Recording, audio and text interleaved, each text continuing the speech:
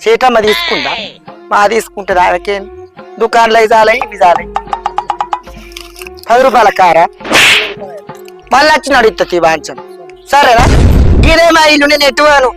ఈ శాతరాజు పోషం వాళ్ళు ఇల్లు ఎక్కడ అని అన్న కానీ ఇవ్వాలని చెప్తారు 20 రూపాయలే కదా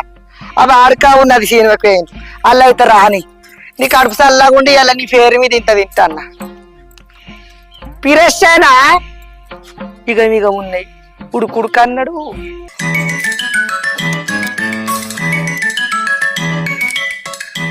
మంచిగానే ఉన్నాయి పాపం కొత్త పెళ్లి నుంచి వస్తాడు అట సమోసాల సైకిల్ మీద